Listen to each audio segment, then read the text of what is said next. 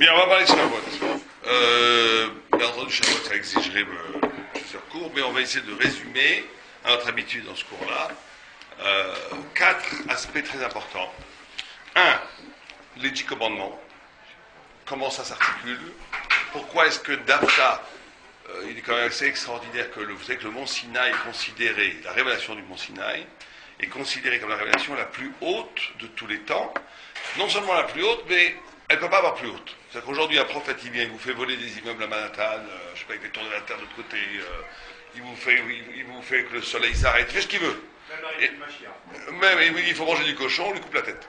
On lui coupe la tête, on dit parce que pourquoi? Parce que la révélation sinaïque est plus forte que toute autre forme de révélation. Il ne peut pas y avoir une révélation qui vient contredire. Même si c'est une révélation, à la limite, si Dieu lui-même vient et dit, on dit non, tu ne vas pas merci. Comme vous connaissez l'histoire de la discussion entre Rabbi Eliezer, Rabbi Yoshua et tous les Sanhadrim.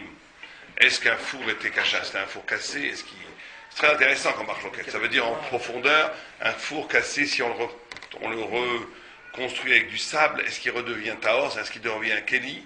En profondeur, la discussion, c'était quelqu'un qui est brisé, qui a fait tchouva.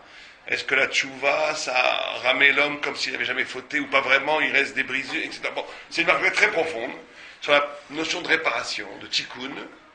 Et à un moment donné, Rabbi Eliezer disait Kacher, pas Taor, et tout le monde allait contre lui. Il a dit, si j'ai raison que l'eau se coule à contresens, ça coule à contresens, on n'amène pas des rayons de l'eau. Si j'ai raison que les murs, que les arbres s'arrachent, les arbres sont arrachés de plusieurs centaines de mètres. Si j'ai raison que les murs s'écroulent, les murs ont commencé à s'écrouler. Parce que Rabbi Eliezer a dit, si j'ai raison et qu'on fait la halacha contre la vérité, ils vont bien tous mourir. C'était un rapport à la vérité que nous on ne comprend pas. Imaginez un arabe qui dit, si on n'accepte pas mon psaque, sur un four, on ne parle pas ici d'un four qui est interrompant, on ne parle pas ici de tuer des gens. Il dit, il vaut mieux qu'on meure tous.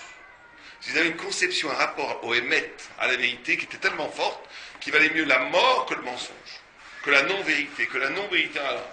Et les murs ont commencé à s'écrouler, parce qu'il avait raison. Et Rabbi Yoshua s'est levé, a dit, c'est pas parce que les Talmidei Rabbi Mitvakrim, Zelazé, Menatzechim, Zelazé. Mabar, qu'est-ce que vous mêlez de cette histoire? Et on dit que les murs se sont arrêtés de s'écrouler comme ça au milieu. On dit, la Gemara dit une phrase admirable, que jusqu'à aujourd'hui, les murs du Beth Midrash sont comme ça. Ça veut dire quoi qu'ils sont comme ça? Ça veut dire que la vérité est dans une tension justement entre le monde d'en haut, l'intrusion violente d'une vérité divine, et la vérité vue par les hommes, et que la vraie vérité, c'est celui qui est capable de porter ces deux dimensions, qui fait une courbe, c'est pas droit. Ceux qui pensent carré, ils pensent pas Torah. Ceux qui pensent carré, ou dogmatique, c'est écrit qui ne pense pas, c'est pas Torah. Et celui qui pense que par lui-même, c'est pas Torah. C'est rien du tout, c'est pas très intéressant. Là où c'est intéressant, c'est quand quelqu'un est capable de porter jusqu'au bout sa réflexion intellectuelle jusqu'au bout. C'est ça qui fait la différence entre un Talmid Chacham et un non-Talmid Chacham. C'est ça la seule différence. C'est que le Talmid Chacham fait les problèmes de la Gemara siens. Il fait les problématiques qui sont posées dans le Talmud, dans la Gemara, dans la Mishnah, il en fait une préoccupation personnelle. Il réfléchit. Shorshenaga et Apara, pourquoi Arba Bechabisha? Des questions, si ça reste juste abstrait, si ça reste quelque chose qui reste qu'en haut, c'est bien, mais c'est pas Torah. Torah, c'est quand il y a cette rencontre entre l'homme, sa dimension subjective, poétique, intérieure, lui, qui se confronte à l'absolu. Et là, ça fait une tension énorme, ça fait une courbure, et ça, c'est Torah. Bon, en tous les cas, Sinaï, il n'y a pas plus haut niveau de révélation. Or, si on enlève la conception poétique, il n'y a que à moi et qu'il n'y a que la conception Torah. Alors, je suis plus dans cette. Non, s'il n'y a que Torah, c'est mauvais. Si tu ne fais qu'un Kéli, on n'a pas besoin de toi pour répéter ce qui a été dit aussi, on connaît. C'est écrit. C'est plus vrai que si. La Gemara appelle ça Hamor Nosesfarim. C'est pas très gentil, mais comme ça, on va dire un Hamor, un âne qui porte des livres. On connaît. Tu vas nous répéter par cœur ce qui est écrit, d'accord? Aujourd'hui, ça devient encore. Ça, il disait autant qu'il n'y avait pas d'ordinateur. Mais aujourd'hui, on sait encore plus. Aujourd'hui, tu as un bouton d'achat, ça y est, tu fais un programme de recherche, tu n'as plus besoin de... Il faut qu'une connaissance qui devient singulière, qui devient toi. Toi qui deviens Torah, Torah qui devient toi. Comment vous appelez? Shimon. Il faut une Torah dite par Shimon, qui ne peut être dite que par Rabbi Shimon. Il n'y a que vous avez le secret d'une écoute, le secret d'un regard, le secret d'une lecture qui correspond à votre Neshama, dont vous êtes le seul dépositaire. Et donc nous, on a besoin de ça. On a besoin de votre lecture. On n'a pas besoin que vous nous répétiez ce qui est écrit en temps, on laisse ça, on a besoin de vous. Il y a les ordinateurs pour ça. Mais il faut aussi que, pour cela, il faut que Rabbi Shimon devienne Torah. Parce que si vous dites que vous, ça ne nous intéresse pas non plus. L'ego, la personnalité n'est pas intéressant, on s'en fiche. Ce qu'on veut, c'est justement comment une personnalité se transforme en Torah et comment la Torah se transforme en personnalité. C'est ça. Or, Sinaï, qui est la plus haute révélation, c'est quoi? C'est les 10 commandements. C'est quoi les 10 commandements? Tu vas dire à un goy, on a la plus haute révélation. Il n'y a pas eu de point culminant de la révélation divine, de l'extase mystique. C'est mon Sinaï. Il va dire, ah ouais, bah, je veux ça. Tu ne tueras point, tu ne voleras point ce que dit ma grand-mère. Tu respecteras tes parents. On n'a pas l'impression que ce soit des fulgurances spirituelles de la révélation. C'est quoi? En quoi est-ce que ça, c'est la summum de la révélation? Bon. Non, mais c'est la seule fois où on a entendu la voix d'Hachem. Le contenu est bizarre. Il aurait dû révéler tout ce qu'il y a écrit dans la Rizal. C'est caché, C'est caché, ça c'est vrai que c'est caché, bien entendu. C'est justement engagé pour que nous puissions. C'est la façon dont Oh, ça a été donné aussi. ça c'est ce que vous dites. C'est C'est vrai. Mais comment ça se fait que la bois, ça aurait dû être des phrases comme il y a écrit dans la Rizal. Les mondes supérieurs. Quand vous lisez la Rizal, vous êtes vraiment en face d'une révélation fulgurante. Comment ça se fait que l'habillement de la révélation la plus haute de tous les temps soit habillé par des principes moraux? Bon, ce que vous avez dit, c'est intéressant. On comprend mieux, nous on est sujet à ça. Très bien. Donc nous on peut s'intégrer dans ça. C'est donné à tout le monde, parce que c'est Torah qui est donné à tout le monde. D'autres choses dans ça. C'est Dieu qui a créé la Bible. Non, vous appelez comment Rabbi? Sans la. Moshe, vous touchez le cœur du problème. Très bien. Bon, première question. Ce que vous avez plus ou moins déjà répondu, mais on va un peu élaborer ce que vous avez dit. Deuxième question, c'est que vous savez que quand la Torah a été donnée, elle a été donnée comme ça, de force. Elle a été donnée de force. Pourquoi la Torah, Dieu il a pris la Torah, il a pris le mont Sinaï, il les a mis sur la tête du peuple juif, il dit, ou vous acceptez la Torah, ou Sham Tiuk Vorotechem, ou là-bas sera votre mort, enfin votre tombeau. Pourquoi Dieu donne la Torah de force? Pourquoi Dieu donne de force? Troisièmement, question très importante, on va voir, vous savez qu'on va commencer avec ça, pour essayer de voir. C'est aussi le jour où est né David Améler. On lit, il y a une tradition, j'en certains qui est là, je ne sais pas si c'est tous, j'en sais qu'à Ashkenaz, je ne crois pas que les Sfaradiens le font, mais il y a une tradition de lire le livre de Ruth, la Megillah de Ruth, le matin de Shavuot, je ne crois pas que les Sfaradiens le font. On fait l'après-midi. Voilà, je sais que les millions de chassidiques ne le font pas, les Sfaradiens le font, les Sfaradiens ne le font pas, les Ashkenaz le font, mais en tous les cas, tout le monde est d'accord que c'est le jour où est né David Améler, où est mort David Améler, à Shavuot, et que c'est pas un hasard. Vous savez, dans la Torah, le paradis Srak et le Maral de Prague disent, il n'y a jamais de hasard. Les grands micrés, les grandes choses qui ont organisé, les grands événements qui ont organisé la vie du peuple juif, ils sont forcément essentiels. Ils ne sont pas, comme par exemple l'Akba Omer, c'est pas un hasard que le Rabbi Shimon Bar Yochai soit mort le 33 Amma et qu'il soit arrêté de mourir à la même époque, pas la même période, mais le même jour, soit arrêté de mourir les Talmidei Rabbi Akiva. C'est aussi le jour où on a reçu la manne, le 33 l'Akba Omer, on a reçu la. Tous ces éléments étudiés, c'est comprendre le sens profond qui unit tous ces éléments. Donc il faut comprendre le sens profond qui unit la naissance de David Améler et le don de la Torah. Bon, on va s'arrêter là, c'est trois choses, ces trois notions-là, on va essayer de les comprendre. Alors d'abord, les 10 commandements. Alors, les 10 commandements, effectivement, c'est ce que vous avez dit. D'abord, il y a deux ou trois choses très importantes qui sont dites par le Maral de Pâques, par le paradis Srak. Et c'est que la Torah, elle est essentiellement liée à la vie. Comme on l'a dit juste avant. La Torah, elle doit être liée à la vie. Elle doit être liée au fait même de vivre au plus profond. Les manifestations vitales de la vie, respirer, manger, dormir, aimer, rire, pleurer, tout, sont pas des causes, c'est des conséquences biologiques d'une organisation avant tout qui est mystique et spirituelle. Ça, on a du mal à comprendre ça, parce que nous on croit que notre existence physique elle est première, et qu'après on bâtit dessous des compréhensions intellectuelles. Mais c'est le contraire. L'homme rit parce qu'il y a un sens à la joie métaphysique. Et Dieu t'a donné une possibilité physique de rire pour comprendre dans ta chair qu'est-ce que c'est cette idée de Sipra. Mais l'idée de Sipra, elle existe avant le monde, etc. C'est toujours comme ça. Quelque chose de biologique avant d'être métaphysique. C'est métaphysique avant d'être biologique. La biologie n'a été construite que pour donner une réalité physique à un principe métaphysique éternel. Et donc, quand l'éthique nous dit dans la révélation, c'est vrai que la révélation est avant tout éthique, l'éthique avant tout, elle renvoie au fait que l'homme est engagé. C'est-à-dire qu'il n'y a pas de vérité sans engagement. Ça, c'est une idée très très importante que le Maral développe énormément. De dire qu'une vérité est proportionnelle, l'intensité d'une vérité, l'événement de vérité, une vérité est proportionnellement intense et proportionnellement véridique, on va dire, combien elle t'oblige. Combien elle t'oblige. Si la vérité ne reste qu'une possibilité intellectuelle, c'est pas une vérité. Il y a une fois, j'ai rencontré quelqu'un qui est très célèbre, que je ne nommerai pas, qui, depuis 50 ans, il ne parle que de Torah. C'est quelqu'un, vous voilà avec lui, il parle que de Torah. Vraiment, il parle que de Torah. Il n'y a que ça qui l'intéresse. Mais Torah intellectuelle, ça, Torah, philo. Bon. Mais c'est vrai que ce bonhomme, il ne parle que de ça, il n'y a que ça qui l'intéresse. Vous parlez de le foot, il s'en fiche, l'argent, l'argent, il est riche, mais je pense qu'il s'en fiche pas, mais il en parle pas en tous les cas. Mais en tous les cas, c'est pas le. C'est ça qui l'excite dans la vie. Mais c'est quelqu'un au niveau du quotidien qui ne fait pas grand-chose. Il est très léger dans les misotes. Et une fois, j'ai parlé à un grand rab, je lui ai dit, mais comment ça c'est que ce bonhomme, ça fait 50 ans, qu'il ne parle que de ça, et qu'il est aussi léger. Il est léger avec les femmes, il est léger avec les... Il est léger, c'est un léger. C'est pas un sérieux. Comment ça se fait? Et il m'a répondu cette phrase extraordinaire. Il m'a dit, parce que pour lui, la vérité, c'est pas sérieux. C'est un jeu intellectuel. C'est une possibilité intellectuelle. Ça l'excite, il aime bien, c'est un homme intelligent, il aime penser, mais c'est une possibilité. Alors qu'une vérité, en essence, elle doit t'obliger. Une vérité, elle n'est vérité que si elle t'implique, elle te responsabilise dans un engagement. Et c'est pas juste. Et là, on voit déjà le lien. Elle est exclusive. Non, mais on essaie de faire un lien profond entre l'intellect et l'éthique. C'est ça qui est important. Le mont Sinaï se présente sur un dévoilement de loi morale, parce que la Torah, c'est peut-être l'axiome le plus important de la Torah. L'éthique, le bien et le mal, et le vrai et le faux sont intimement liés, c'est la même chose. Chez les Goïms, il y a toujours une séparation entre le bien et le mal, le vrai et le faux. La science Goïm, c'est les Grecs qui ont inventé ça, s'articule toujours autour d'un pôle qui s'appelle la neutralité. C'est parce que pour être libre de penser, il faut être neutre. Je ne peux pas commencer à avoir des préjugés, sinon je ne peux pas juger.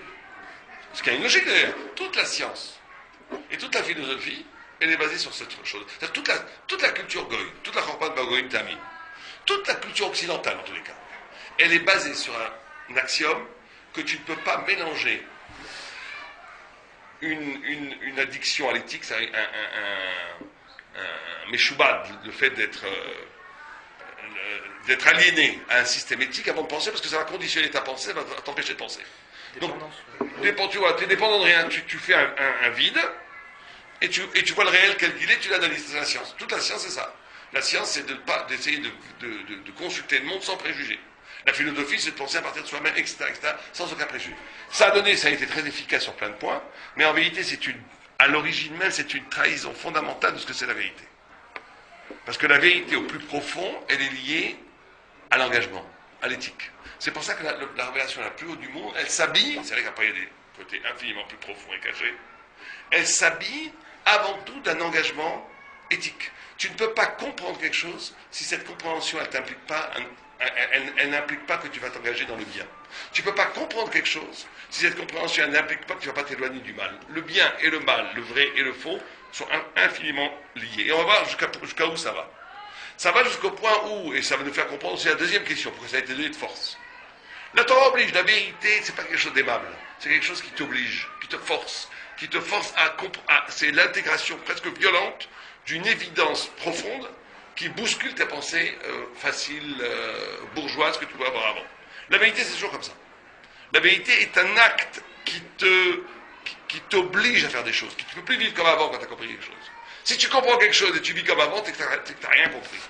C'est que tu n'as rien compris. Et c'est pour ça que vous avez dans les 10 commandements, vous aviez une équivalence droite-gauche. Droite, c'est entre l'homme et Dieu. Gauche, c'est de l'homme à l'homme. Et en vérité, c'est les mêmes qui sont articulés de façon différente pour te montrer que le rapport à l'autre éthique et le rapport à Dieu spirituel, ou le rapport spirituel ou éthique, c'est la même chose. Quelqu'un qui n'aurait pas de rapport éthique et qui serait spirituel ne serait pas vraiment spirituel. Quelqu'un qui aurait un rapport spirituel et qui n'est pas vraiment éthique ne serait pas vraiment spirituel. Et le contraire. Quelqu'un qui aurait un rapport éthique sans spiritualité ne serait pas vraiment éthique. La Torah, elle te dit que ces deux choses, elles sont liées. On va prendre un exemple très simple. Le fait d'avoir un rapport éthique, donc il y a un service horizontal, du fait qu'il y a un service horizontal, il y a un service vertical qui vient automatiquement. Automatiquement. Mais tu vas avoir Dieu a ordonné d'avoir un service vertical. Oui, mais c'est pas évident ce qu'on dit. Nous, on le dit. Mais on va avoir un kibbutznik qui a travaillé toute sa vie pour l'Eretz Israël. Car il m'a dit, mais moi, très souvent, j'ai eu cette discussion avec des chiloniques mourim. qui me disent, mais c'est pas vrai. Moi, je suis très éthique et je ne crois pas en Dieu. Je n'ai pas de spiritualité, je suis très éthique. Allez leur prouver qu'en vérité, ils sont éthiques parce qu'en fin fond, dans un non-dit, ils croient à une transcendance, sinon ils ne seraient pas éthiques. Allez, moi j'en suis persuadé, je lui ai dit à ce bonhomme, tu es plus religieux que moi. Un mec, ça fait 50 ans, il a asséché les marécages, il a donné sa vie pour aider, il a fait un don incroyable de sa vie. Alors qu'il était très capable, il aurait pu faire des carrières, il a tout fait pour Am Israël. Mais complètement frais, il mange du cochon, il s'en fiche complètement. Je lui ai dit, bon, un peu de provocation, alors aussi un peu pour le bousculer, je lui ai dit, vous êtes plus religieux que moi. Parce qu'un don comme ça, pourquoi est-ce que vous ferez un don s'il n'y a pas de transcendance? Pourquoi est-ce que vous sacrifiez votre vie si c'est pas parce qu'au fond vous sentez qu'il y a autre chose que la matière? Vous avez déjà vu un chien donner sa côtelette de poulet à son copain? Ça n'existe pas. Pour ce qu'il croit être la vérité aussi, il peut faire ça. Bon, mais sur quoi est basée cette idéologie? Comment tu peux donner autant si quelque part inconsciemment tu te rends pas compte qu'il n'y a pas autre chose que la matière? Les goïms, ils font ça, c'est-à-dire. Mais même les goïms, ils ont un rapport. Non, les Arabes sont capables de se faire sauter pour Oui, ceux oui, qui croient être la tout à fait, vérité. tout à fait. Donc c'est pas forcément. Mais ils sont capables de se faire sauter, c'est transcendant. Simplement, c'est une perversion de cette transcendance. C'est pas, ils appellent pas ça Dieu finalement. Si, pour eux, c'est Allah. Enfin, les Arabes, oui, mais C'est mal orienté. Non, pour lui, son Dieu, ça va être la Médina d'Israël. On est d'accord, mais on dit comment c'est possible, comment ça peut s'organiser, Birklal? Envie de vérité. D'où ça vient ça? D'avoir envie de vérité. Voilà, on marche. D'où ça vient?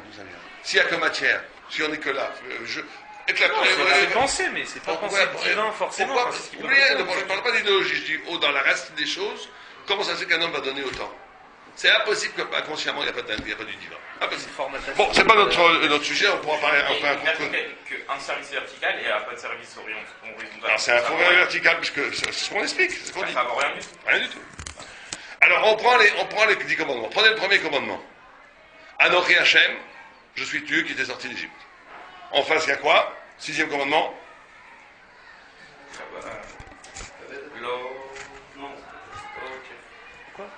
Premier commandement, je suis ton Dieu. Le 6e en face. Tu respecteras ton père. Non, Kavadoret, Le 6e, premier, comment? Lo tirtsar. Tu ne tueras point. Quel rapport entre les deux? On va prendre un cas précis du rapport entre l'éthique et la transcendance. Si on tue, c'est dans cette divine qui est dans cette personne. Tout à fait. Et Tselem Elohim. C'est-à-dire que l'autre, en vérité, c'est ce qu'on vient de dire. Si quelqu'un ne rencontre Dieu que dans la solitude de la prière, mais qu'il n'est pas capable de voir dans l'autre, dans le visage de l'autre, dans le fait que l'autre porte en lui l'étincelle de l'altérité, de la rupture avec la matière, justement, c'est ça qui illustre l'humanité. C'est que l'humanité porte un visage. Le visage, c'est le miroir de l'âme. Le miroir de l'âme, c'est le miroir de Dieu. C'est-à-dire que le rapport à l'autre implique nécessairement un rapport à Dieu. Et le rapport à Dieu implique nécessairement un rapport à l'autre. Je suis ton Dieu, tu ne tueras point. C'est la même chose. C'est l'un au niveau transcendant, vertical, l'autre au niveau horizontal. C'est pareil. Et quelqu'un, comme vous dites, qui aurait un rapport de prière constant avec Dieu, mais qui ne serait pas capable de voir la divinité cachant l'autre, c'est-à-dire qu'il ne serait pas capable de respecter l'autre, c'est-à-dire que fondamentalement, il ne prie que lui-même. Ou qu'il s'est fait un trip. C'est un trip. Parce que c'est impossible. Si tu cherches véritablement Dieu, ça veut dire que tu as rentré dans toi une altérité, un creux. Quelque chose qui n'est pas de la matière. Donc tu es capable de... Comme quelqu'un, un chercheur d'or, il sait où est l'or. Celui qui cherche Dieu, il sait où est Dieu. Et donc, c'est de la même façon, quelqu'un qui a la passion d'entrer dans sa vie quelque chose qui est infini, qui dépasse la matière, qui dépasse la banalité de l'être, qui essaie de trouver quelque chose d'autre que l'être, qui est dans un rapport avec l'infini, l'absolu. Et toute idée véritable procède de l'infini. Si c'est vrai, ça doit automatiquement se vérifier dans le rapport à l'autre. Parce que l'autre, et chaque visage humain, chaque visage juif surtout, est le reflet d'un Neshama propre, comme on l'a dit tout à l'heure, et chaque reflet de la Neshama propre est le reflet d'une facette de la manifestation divine. Pour ça que c'est la même chose. Et c'est là où on va vérifier son degré de spiritualité et d'éthique. Est-ce que quelqu'un qui est très religieux, est-ce que c'est très religieux se répercute dans les très précautionneux de son rapport à l'autre? Ou bien quand quelqu'un est très sympa avec les autres, est-ce qu'il est spirituel? Sinon, ça veut dire qu'il est très sympa pour des raisons mondaines, affectives, il a besoin d'être aimé, c'est pas vrai. Là où ça va être vrai, c'est qu'il y aura équilibre entre ces deux niveaux, c'est tout, c'est aussi simple que ça. C'est un formulaire aussi clair, c'est de l'eau de roche. Tu vérifies la certitude de quelqu'un par rapport à cette équivalence entre ces deux niveaux. C'est rare qu'il y ait un équilibre parfaitement. Il faut essayer d'atteindre. Deuxième, c'est laquelle? bah non. Quitter les archives d'Égypte. Hein? C'est Dieu qui t'a fait des archives d'Égypte. C'est le premier. Tu n'auras Pas d'autres documents. Tu n'auras pas d'autre Dieu. L'interdit d'idolâtrie. Le 7e en face. Ouais, l'otinaf. L'otinaf, c'est l'adultère, c'est la fidélité. Donc là, on est dans la notion, deuxième grand principe de la spiritualité juive. Si le premier, c'était cette équivalence entre l'horizontal et le vertical, cette notion de retrouver la relation avec Akadosh dans le rapport à l'autre, etc. Le deuxième, c'est la fidélité. La notion de fidélité qui est très importante. Là aussi, on reconnaît un juif, un tzaddik, la notion de fidélité. La fidélité, ça veut dire que tu lis des rapports aux gens, à toi-même, à ta femme, à tes enfants, à tes parents, à tes amis, bien entendu, avant toi Dieu, qui n'est pas soumis aux perturbations de la vie. C'est-à-dire que ça, c'est le deuxième axe sur lequel l'homme doit vivre, c'est qu'on peut très bien vivre une vie où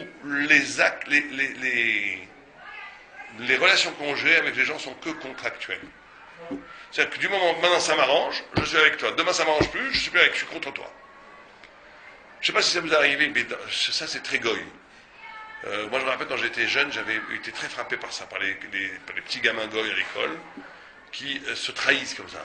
C'est pas du tout juif. Les juifs, normalement, ils ont une fidélité fondamentale. Et une amitié, c'est une amitié à vie. Si c'est une vraie amitié.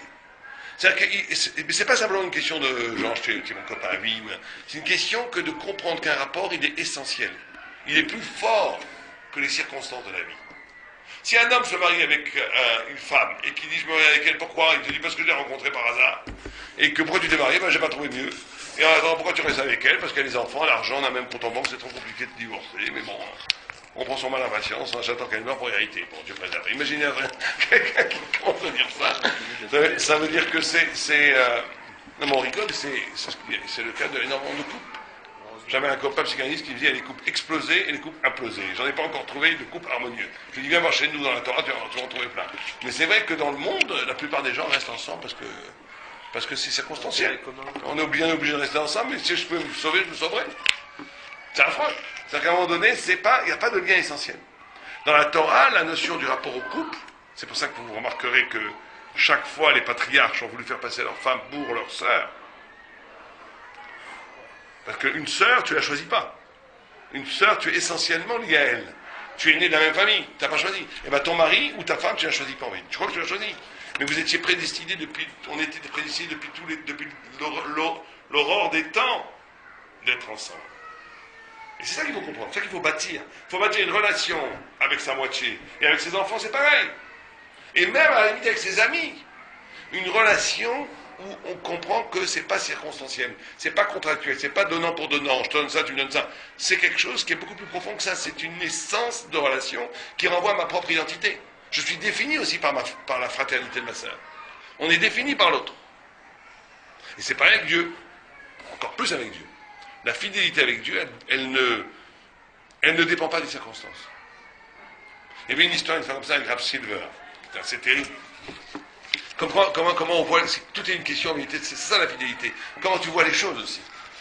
Une fois, il y avait un homme qui rencontre Rav Silver, et il n'était pas du tout religieux, il lui parle en yiddish, il dit, moi j'étais très grand religieux avant. Il dit, qu'est-ce qui s'est passé? Il dit, j'étais dans les camps de concentration. Et j'ai vu un homme qui avait un sidour. C'est le seul qui avait un sidour. Un soi-disant rabbin qui avait un sidour. Et il vendait son sidour, il louait son sidour contre du pain. Et il mourait de faim là-bas. Les Allemands, ils marchaient même. Ils avaient une théorie presque scientifique, comme ils savent faire, cruelle et scientifique en même temps, où ils donnaient juste assez de pain pour que la personne meure à petit feu, mais puisse quand même travailler entre-temps. Parce qu'ils avaient tout un cheshbon comme ça de donner des petites parts de pain suffisant pour que la personne elle crève, mais pour qu'elle puisse travailler entre-temps. Les gens étaient affamés. Et lui, il disait, je te donne mon sidour pour Mincha, tu me donnes un quart de ton pain. À l'autre Shachari, ça vaut un tiers. Il faisait du commerce avec son sidour. Et lui, ça a tellement dégoûté il dit, la religion, pour moi, c'est fini. Il a raconté ça à Rav Silver. Rav Silver, il a regardé dans les yeux, il a dit, c'est très étrange. Comment ça fait que tu vois que ce côté-là, le gars qui a vendu son sidour, et c'est ça qui t'a dégoûté la religion. Pourquoi tu vois pas de l'autre côté? Des gens qui ont été pris, ils étaient affamés à donner du pain pour prier avec un sidour. Pourquoi tu vois pas de l'autre côté? Pourquoi tu vois que ce côté? C'est ça la fidélité. La fidélité, c'est que chacun voit le côté dans une histoire qui renforce la relation à Dieu, pas un prétexte qui te fait que je m'éloigne. Et c'est pareil dans la vie. Quand on a une relation avec sa femme ou avec ses enfants, il y a toujours du bien, il y a toujours des problèmes. Mais qu'est-ce que tu vas voir? Sur quoi tu vas bâtir? Sur le besoin de vouloir casser tout, briser, ou bien tu vas être fidèle à la relation en la construisant, en prenant le bien pour bâtir avec ça. Ça, c'est le deuxième axe, très important. Troisième axe, troisième commandement, c'est lequel? On fait travailler votre mémoire. Non, parce que là, c'est quatre. Tu ne diras pas le nom de Dieu en vain. En face, le huitième, tu ne voleras point. Voilà, quel rapport? Quel rapport entre tu ne diras pas le nom de Dieu en vain et tu ne voleras point? Ça lui appartient son nom et c'est comme un volet. Comment son nom vient? Khil Hashem et le vol? Parce que si tu vois quelque chose, tu montres, en tant que juif, tu montres à l'autre que Dieu n'est pas présent. Non, ça c'est pour toute chose. Tu peux dire ça, tu ne voleras pas, tu ne tueras point, tu... Bah, si son nom c'est à lui et qu'on l'utilise pour rien, et alors qu'il nous a donné la connaissance de son nom, finalement, en faisant une mauvaise utilisation, c'est une forme de vol d'identité divine en fait sur la face du monde. Bon. Mais le Kitab, Rachid dit que c'est Alta Seret. Non, c'est de ne pas kidnapper des hommes. Ne pas kidnapper. Pas confiance à Dieu que tu auras ce que tu as besoin. Bon, en tout cas, voler, que ce soit le sens chat, voler un homme ou voler des choses, c'est un troisième axe très important dans la vie. C'est de connaître les limites. Ne pas dire, le nom, c'est ce qui délimite quelque chose. Et d'utiliser le nom en vain, c'est de ne plus connaître la limite, de ne pas respecter la limite des choses. Voler, à un moment donné, c'est ne pas accepter la structure des choses. C'est de dire, ça, c'est pas à moi, ça doit être à moi. C'est-à-dire, à un moment donné, tu veux casser le sens même de l'organisation du monde. Il y a une façon de casser l'organisation du monde. Dire le nom de Dieu en vain, ça veut dire être méboulbal dans ton rapport spirituel. Invoquer Dieu à tort et à travers. Il y a des gens qui disent dans des phrases, ils ne se rendent pas compte, terrible. Qu'est-ce que j'ai fait au bon Dieu pour qu'une chose comme ça m'arrive? Ça a l'air d'une phrase anodine, mais c'est une phrase presque blasphématoire. Qu'est-ce que j'ai... Ou bien il n'y a pas de justice. Il faut faire très attention. La notion de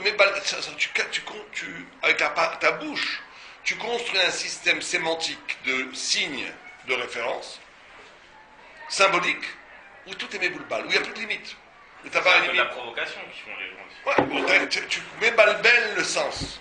Quand tu es dans un bilboul, en face, tu en arrives aussi où il n'y a plus des choses, plus de limites. Ce qui est à moi est à toi, je prends les choses. Ce qui est à toi est à moi plutôt. C'est le rachat, il n'y a plus de limites. Alors, bien sûr qu'il y a un côté positif de pas de limite, c'est tout donner. Mais ça, c'est le côté positif, c'est la liberté de l'homme qui peut renverser le mal en bien.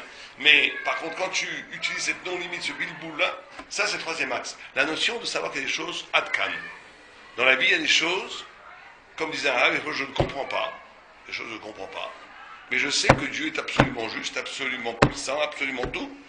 Je ne comprends pas pourquoi. Mais c'est pas grave. Il y a une limite. Je sais que c'est comme ça. Et commencer à avoir l'insolence de dire, oui, mais alors c'est injuste, pourquoi Dieu et ses enfants, ils meurent, rien. Donc ça veut dire qu'il y a un problème. Là, sans t'en rendre compte, tu dépasses une limite. Dès que tu dépasses la limite, tu es dans la catastrophe. Parce que tu ne comprends pas, tu n'as pas l'humilité de comprendre qu'il y a tout un système infiniment plus grand que la conscience humaine, qui organise des choses qui impliquent forcément des événements qui nous échappent complètement. Je ne veux pas dire le nom de Dieu en vain, c'est finalement pas se poser de questions. Non, il faut se poser des questions. Des questions, on n'a pas de réponse.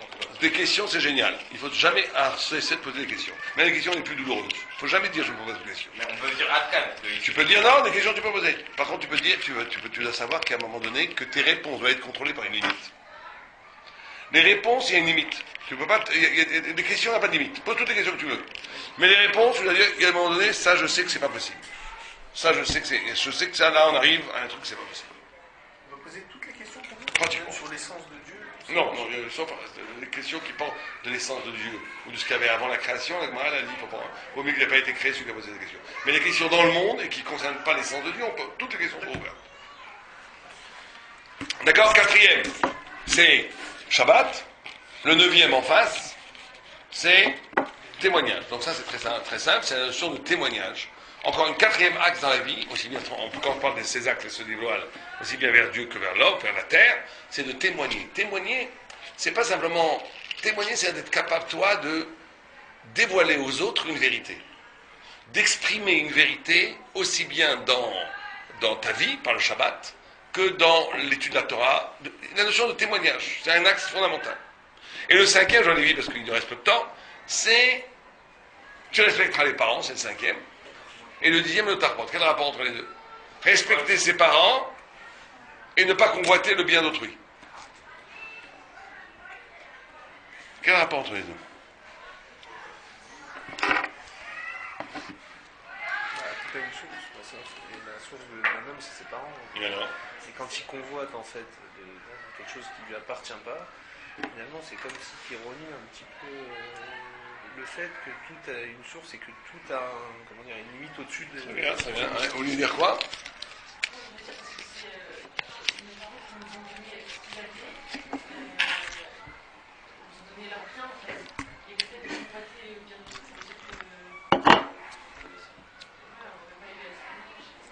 Ouais, non, vous entendez très bien. Le Maral, très simplement, il dit. L'équipe d'Abraham, c'est très relié au service divin. Parce que c'est Dieu, notre créateur, notre Oui. père, donc Mais quel rapport avec le Père, convoiter? Yosef. Ah, Yosef, quand il a failli faire la faute, il a pensé à son père de toute manière. Ouais, ce qu'il n'a pas fait d'Obis Strauss-Kahn. Ah, c'est pas sûr. Zéroud, on va dire que c'est un commentaire. Mais... J'ai vu un département complètement dingue, quelqu'un qui faisait le parallèle entre Dominique Strauss-Kahn et Yosef. C'est le tikkun inverse. C'était aussi le Michel Emeler, le deuxième homme le plus puissant de la planète. Il a été tenté, simplement l'un est tombé, l'autre n'est pas tombé. Le convoiter, c'est très vrai, après ça tourne ce que vous dites. Ce que ça tourne autour de ce que vous dites, c'est l'idée, quand je convoite le bien de quelqu'un d'autre, quand on dit le bien, ça peut être son réussite sociale, c'est son argent, son épouse, tout ce qu'Allah m'a dit, convoiter les choses, les choses, c'est que tu ne te respectes pas toi-même, tu ne t'aimes pas toi-même, tu n'aimes pas qui tu es, tu n'aimes pas tes parents, tu n'aimes pas ta racine. Si tu te respectes, si quelqu'un il se respecte et il aime ce qu'il est, il ne va jamais convoiter. Convoiter, c'est pas tu convoites jamais une chose. En convoitant une chose, que tu convoites, c'est la place de l'autre. C'est tu convoites son être en vérité. Jamais quelqu'un va convoiter, quand on dit convoiter, c'est véritablement convoiter. C'est pas ça, j'aimerais bien avoir la même. Ça, t'as le droit, c'est pas un problème ça. Mais convoiter, c'est que tu veux la sienne. Tu veux prendre sa place. Pourquoi tu veux prendre sa place? Parce que quelque part, tu as trouvé un homme qui correspond à ce que tu voudrais, qui reprend la haine de soi. La haine de soi, elle est toujours liée à la haine des parents. Toujours. Donc la Torah te met en garde ici. Ouais, ça, mais la Torah, c'est pas. C'est pas que c'est très psychanalyste, c'est que Freud, dans ses fulgurances où il dit des choses vraies, ça mène à la Torah. C'est Freud qui est très thoraïque parfois et très anti-Torah parfois. Mais c'est vrai que Freud, celui qui connaît la psychanalyse, il y a, on va dire, un tiers de la psychanalyse, c'est de la pure Torah. Perverti, mais c'est de la pure Torah. Mais quand je dis un tiers, c'est par prudence, il y en a beaucoup plus. Les psychanalystes, c'est terrible. Moi, j'ai une dent contre eux parce que c'est des gens qui utilisent le verbiage thoraïque. Ils ont vraiment toute une dialectique qui est incroyablement proche de. T'entends un psychanalyste dans une demi-heure, tu peux croire que c'est un arabe qui parle. En parlant de la fêlure, de l'ouverture. Ils parlent tout le temps de choses qu'on voit dans les. Tout le temps, et c'est la même dialectique que la Gemara très souvent. Simplement, tout ça au service de l'immanence. Dieu est remplacé par un trou noir de la conscience, des pulsions et tout. Il n'y a plus de spirituel. Mais ils ont complètement gardé la forme et les idées de la Torah. Et sur un mot aussi, il l'interprète. Ouais, on pourrait créer 10 livres sur le rapport entre la Torah et le judaïsme, sans problème. Bon, en tous les cas, mais ça, la Torah elle dit déjà ça. Bien, prends le 9e période de Brachot, toute interprétation des rêves, avec tout ce que. C'est incroyable ce qui est écrit là-bas. Quand on dit qu'un rêve dépend de l'interprétation que tu en donnes, ça c'est tout un chapitre dans l'interprétation des rêves de Freud. Mais bon, en tous les cas, la notion de respect de soi, de Mechabet ses parents, c'est pas juste, encore une fois, moral et gentil avec ses parents. C'est de respecter profondément, d'accepter, de poétiser, d'aimer de tout son amour, ce que tu es, par rapport à le respect de la filiation. Ça va te permettre d'être bien dans tes baskets, de ne pas commencer à avoir du ressentiment et du désir pour ce qui est, et de te tromper de vie, de vouloir être quelque chose que tu n'es pas. Et ça fait partie des 10 commandements, ça fait partie du summum de la révélation. Tellement c'est important. Bon, alors on n'a pas le temps de trop développer les deux autres points parce que le temps est arrivé, mais en 2 minutes, on avait déjà parlé de ça. La Torah est donnée de force pour te révéler un principe cardinal. C'est que tu ne peux pas choisir la vérité. Tu ne peux pas choisir le bien. Tu ne peux pas choisir, parce que si tu choisirais la vérité, et si tu choisissais le bien, ça signifierait fondamentalement que l'intellect, le choix, l'intelligence humaine, elle est première. Elle est plus importante que la vérité et que le bien. Que tu aurais une option, que ce qui est avant tout, c'est la liberté de choisir, et que secondement vient le bien, le mal, la vérité, la révélation, etc. La Torah, elle met un dispositif d'emblée en te disant, ou c'est la Torah ou la mort. Ça veut dire quoi? C'est-à-dire que tu ne peux pas choisir la vérité. Parce que la vérité, elle est plus forte que ton choix. Tu ne peux pas choisir le bien. Parce que tu ne peux pas ne pas faire le bien. Aujourd'hui, on comprend très bien que quelqu'un peut dire, je vais choisir si je tue une grand-mère ou pas. Tu n'as pas choisi. On n'a pas à réfléchir sur ça. Tout le monde comprend qu'il ne faut pas choisir de tuer une grand-mère ou pas. C'est évident que je ne vais pas tuer une grand-mère. Un enfant qui meurt de faim, qui te tend la main pour avoir du pain, tu ne vas pas commencer à dire, je lui donne, je lui donne pas. Tu lui donnes, c'est tout. Basta, tu lui donnes.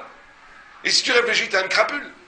Ben, ce qu'on comprend pour l'enfant, ou pour la grand-mère qu'on ne doit pas tuer à coup de hache, ben, c'est en vérité pareil pour toute la Torah. C'est la même évidence. C'est une évidence, Pas une évidence intellectuelle, une évidence spirituelle. C'est-à-dire que c'est nécessaire. C'est la même nécessité de demander à manger à un enfant quand il a faim, la même nécessité de ne pas tuer une grand-mère. Ah, c'est pareil. La même nécessité. On n'a pas besoin d'avoir le couteau sous la gorge. Bah si, puisque... C'est ça la symbolique. La symbolique, c'est que tu es obligé. C'est ça le couteau de la gorge. Le couteau de la gorge, c'est l'enfant qui te tend avec la faim. C'est ça l'idée, que la Torah, elle te force, la vérité te force. Et le choix est second. Non, ça va même beaucoup plus loin que ça, parce que d'après la Torah, la capacité même de réfléchir, elle ne vient que parce qu'il y a la Torah.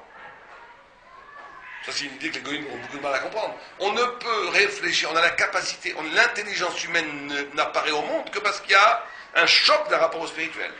C'est parce qu'il y a eu révélation au Sinaï. Quand on dit révélation au Sinaï, c'est pas historique au Sinaï. C'est parce qu'il y a, depuis l'origine du monde, le fait que Dieu envoie un flash, une lumière divine sur l'homme et pas sur les autres choses, qui se révèle à l'homme, si vous préférez, que cette flash-là fait que l'homme prend conscience de quelque chose d'autre que la matière, qui l'ouvre à l'intelligence. L'intelligence est un produit de la spiritualité. C'est pas le contraire. Les goïms pensent toujours que l'homme avant tout il a un cerveau, des neurones, qu'il réfléchit, et la réflexion au bout l'a amené à la découverte de Dieu et à la spiritualité. C'est comme ça qu'un goï pense. Un peu comme Abraham Avinu, qui dit, il a réfléchi, mais d'après la Torah, c'est pas comme ça. D'après la Torah, le début même de la possibilité de penser, réfléchir, comme le mot le dit d'ailleurs, c'est double, un reflet de penser. La première, c'est de s'arracher à la matière, de s'arracher à l'évidence bestiale des choses. Comment tu arrives à ça? Parce que justement, tu as été confronté à un système qui n'est pas un système matériel, un système qui n'est pas un système animal, un système qui te dépassait complètement, qui t'a fait t'arracher au sommeil de la matière, et qui fait que tu peux commencer à penser. L'homme est capable de penser parce qu'il est spirituel. Il n'est pas spirituel parce qu'il est capable de penser. Ça, c'est la révolution copernicienne que la Torah organise, et à partir de là, ça donne une ouverture et des compréhensions sur la façon, le mode cognitif, comment penser, comment réfléchir, qui est vertigineux. Ça change tout. Ça change tout. Mais c'est ça, recevoir la Torah. Recevoir la Torah, c'est de comprendre que la base de la vie et la base de l'esprit et la source même de la liberté, elle vient d'une révélation. Or, une révélation qu'on va choisir, on ne choisit pas sa mère. Vous comprenez? On peut pas, la liberté de choisir, le libre arbitre, la capacité de choisir, elle est elle-même enfantée par l'acte spirituel du don de la Torah. Elle ne peut pas après choisir ce qu'il a fait qu'elle est, ça ne veut rien dire. Et la dernière idée, voilà, pour ça il faudrait faire bien sûr des cours entiers sur ça, mais la dernière idée, pourquoi David Ameller? Parce que c'est très important aussi, c'est aussi une autre façon de voir la Torah à Shavuot. David Ameller, ça incarne le politique de la Torah, c'est la malchout, la royauté. La royauté, c'est-à-dire qu'il y a une des dimensions fondamentales de la Torah, c'est que la Torah a vocation à s'incarner dans le monde. Elle ne peut pas rester simplement une Torah, une religion, qui parle même une religion incarnée dans l'existence de chacun d'entre nous. Elle a pour finalité l'instauration d'un royaume messianique et divin sur terre. Pour ça que David Ameller naît à Shavuot, pour bien te montrer que la finalité historique de toute l'histoire, c'est la Torah. David Ameller, c'est le Malchut, c'est le Mashiach, c'est la royauté d'Israël. Cette royauté d'Israël, ce n'est pas une royauté patriotique du peuple juif, c'est la royauté du monde entier, c'est la royauté de Dieu sur terre. Ben, Alors nous, ces mots-là nous écorchent les oreilles parce qu'on est habitué au Maboul qui parle de l'instauration des règnes divins sur terre qui amène toutes sortes d'horreurs humaines. Mais on parle de la vérité pure et véridique, c'est-à-dire le bonheur universel qu'on va amener le temps messianique. La Torah a vocation de rédimer le monde, d'amener au monde une dimension d'existence infiniment plus haute que ce qu'on vit maintenant. Pour comprendre cette idée-là, imaginez vous avez un bébé dans le ventre de sa mère. Imaginez qu'on peut communiquer avec un bébé dans le ventre de sa mère. Et on lui dirait, sors d'ici. Qu'est-ce qu'il va vous dire? Mais pas question. Il dit, moi je suis très bien où je suis. On lui dit, mais dehors il y a un monde 10 fois plus grand. Quel 10 fois 1000 fois 1 milliard de fois plus grand. Toi tu es dans 30 cm². Il y a des milliards de kilomètres carrés là. Le cosmos il est immense. Et il y a des mers, il y a du vent, il y a des parfums sublimes. Et il s'est dit, oulala, tout ça c'est du rêve. Je veux bien, mais moi pour le moment je suis dans le ventre de ma mère. Je reçois à manger gratos, je suis très bien, je suis au chaud. Pas question pour lui de sortir. Quand tu le sors, il pleure, le bébé, il peut pas. Pourquoi? Parce qu'il a organisé une vie très bien dans 30 cm², il ne faut pas l'embêter. Et bien c'est pareil avec nous. Nous, notre vie, elle nous paraît, la vie, il n'y a pas d'autre chose. Donc voilà, le monde est comme ça. Mais tout ça, il faut bien savoir, c'est un château de cartes. C'est comme le ventre de la mer. À un moment donné, quand le Mashiach va venir, tout ce qui nous paraissait inébranlable, ça va s'effondrer, tchic-tchac. C'est derrière là, tout ça. Mais il faut, c'est au contraire. Il faut, quand cette vie ici, cette vie soit tendue vers quelque chose de mieux. Ce qui est frustrant, c'est d'accepter de façon avoir une vie qui n'a pas d'avenir. C'est ça qui est frustrant. Si vivre, c'est ça, manger, dormir, faire un peu d'argent, rigoler de temps en temps, et il est né, il a procréé, il est mort, je vois pas l'intérêt. Oui, mais ce corridor, il a, là, c'est la différence. Non, ça c'est vrai. Non, mais c'est vrai qu'il y a dans la Torah, comme d'habitude, cette complexité.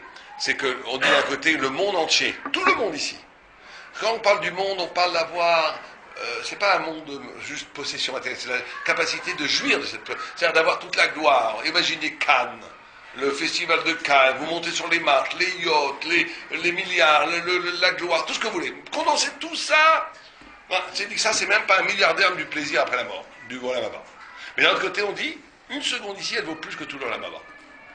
Pourquoi est-ce qu'ici tu peux pas avancer? Là-bas c'est fini. Là-bas tu n'es que résultat. Ici tu es libre. Tu es le maître de ton destin. Donc c'est les deux. C'est qu'il faut être capable. On ne doit pas être dans l'histoire que d'un corridor sombre qui mène vers la lumière. C'est vrai cette idée elle existe. Mais le corridor, il est empli de la lumière par le fait même que je vais à ce rendez-vous de lumière. La vie elle-même ici, c'est la capacité en la Torah qui est de l'anticipation. Le Shabbat c'est mais Ein Olamaba. Tu peux vivre un peu sur la main dans le Shabbat. Le Yom Tov, c'est Me'einam Yamot HaMashiach. L'étude de la Torah, c'est le goût de l'éclat éternel qu'on va comprendre. Le temps messianique est vie, et c'est le vav conversible dans la Torah. Le passé peut devenir futur, le futur peut devenir passé. Ça, c'est un vav, la grande puissance du vav, c'est que le juif, il n'est pas soumis au temps présent. Il peut vivre le passé maintenant. On vit la sortie d'Égypte à Pessah.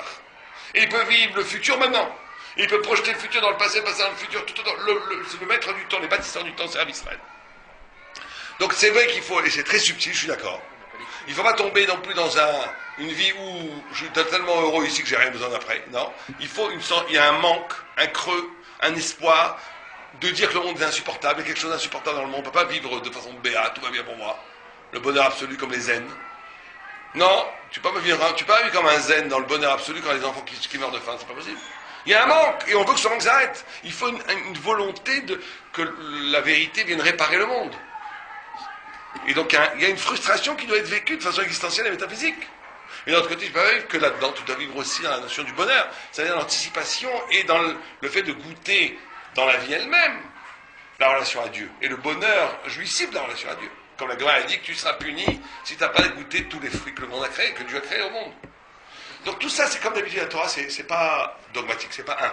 C'est plusieurs éléments qui font ensemble une vie extraordinaire. Mais il faut savoir que ces éléments-là, ils sont fondamentaux. C'est avec un des éléments de la Torah, c'est l'expérience messianique. Si on reçoit la Torah et qu'on est satisfait de ce qui se passe maintenant et qu'on n'attend pas que cette Torah s'incarne dans la vérité, dans le monde, dans l'universel, il y a un manque. Il y a un manque dans le reçu de la Torah elle-même. La Torah s'accompagne avec l'espérance que cette vérité devienne une vérité universelle. Ça, c'est Mashiach. Il y aura Mashiach, ce serait une vérité universelle, donc il y aura tout le peuple juif, il y aura tout le peuple élu, c'est une vérité universelle. C'est une vérité universelle qui sera vécue différemment selon les mérites d'investissement qu'il y a eu avant. Comme on dit dans l'Alinu Shabbat, Bayom Ahou, il y a Hachem Echad ou Shmo Echad. C'est sûr qu'il a Echad maintenant. Mais Shmo, il n'est pas Echad. Il n'y a que nous qui portons le nom de Dieu Echad.